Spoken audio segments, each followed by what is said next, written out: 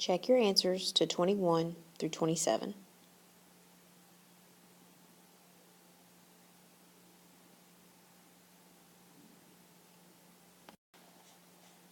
These questions are all about inequalities. 21 says if D represents how many days are left in school this year, which inequality states we have at most 95 days? Well, what does at most mean? That means 95 is the most you're going to have, but you can have less than that. So at most is a less than or equal to. So D is the number of days, and we have at most 95. So D is less than or equal to 95. So D is the answer. 22 says which inequality corresponds to the sentence 5 less than the product of a number and 6 is at least 8. Well, let's take care of the at least 8. At least 8 means it can be 8, but it can also be bigger than 8. So at least 8 is greater than or equal to. We also know that less than means we're going to subtract 5 less than the product of 6 and a number. But remember, less than is one of your turnaround words. That means we have to take these two things here and we have to swap them. So the product of 6 and a number, product means multiply, that's 6 times a number, and 5 less than that would be minus 5. So 6 and minus 5 is greater than or equal to 8. And I believe that is C. Now let's solve an inequality. 3 minus 1/2 x is less than or equal to 11. This is a two-step inequality. We're going to subtract 3 from both sides. Negative 1/2 x is less than or equal to 8.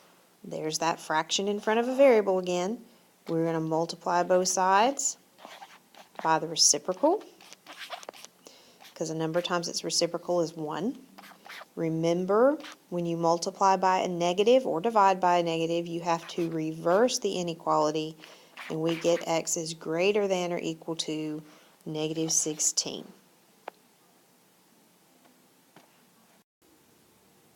Okay, another one that says to just solve. So I have 4x plus 2 is less than or equal to 8x minus 6x minus 10.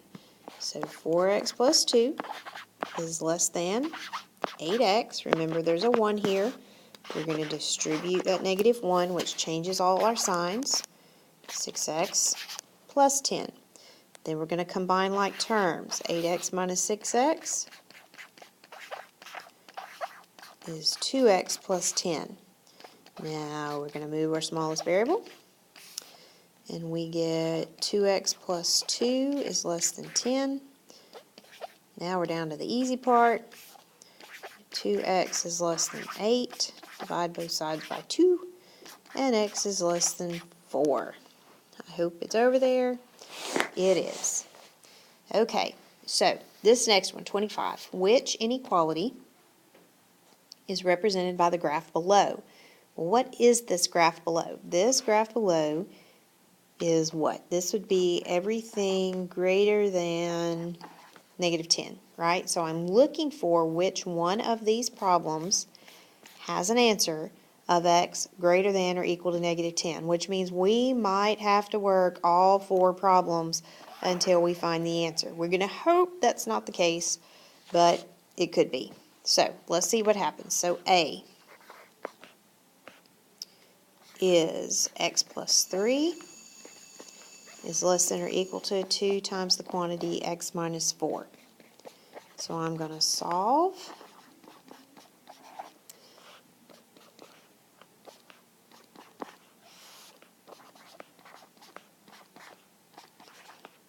And this one, I get x is greater than or equal to 11. So A is not it. Let's look about B.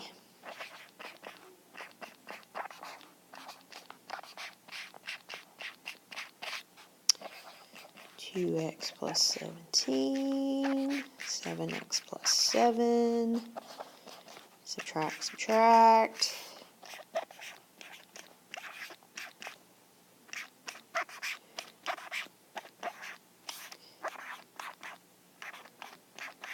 Divide, divide. I already can see this one's not going to be my answer. X is less than or equal to 2. No can do. All right, let's try another one. C. Whoop.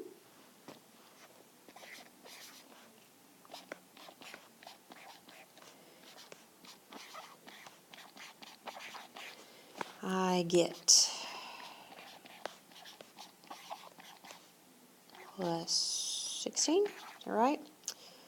I'm going to add 2x.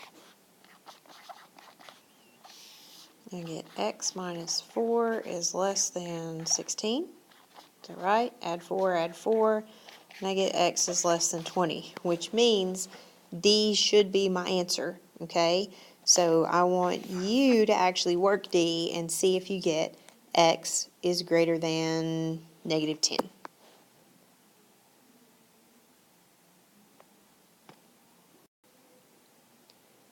(26) is a compound inequality. It's an OR, and an OR we have to solve two different problems. So 11x minus 9 is greater than 13.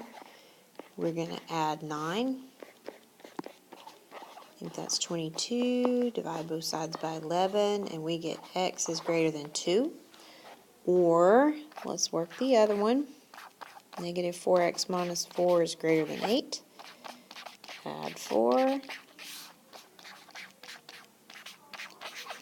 Divide by negative 4. I'm dividing both sides by a negative, so I'm going to reverse.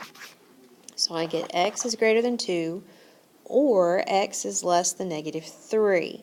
So that looks like A. X is greater than 2, or x is less than negative 3. Remember, an or is usually two rays going in opposite directions.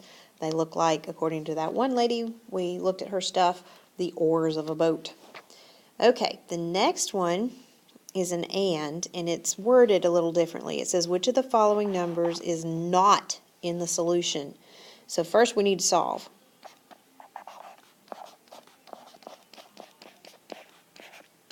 Okay, this is an and, so we're going to do it to all three parts. We're going to divide everything by 4. And we get x is between 1 and negative 2. And notice it equals negative 2. So is negative 2 in this solution set? Yes, because x can equal negative 2. So negative 2's in the solution set. We're looking for the one that's not. Is negative 1 in the solution set? Is negative 1 between negative 2 and 1? It is. So that one is in the solution set. What about 0? Is 0 between negative 2 and 1? It is.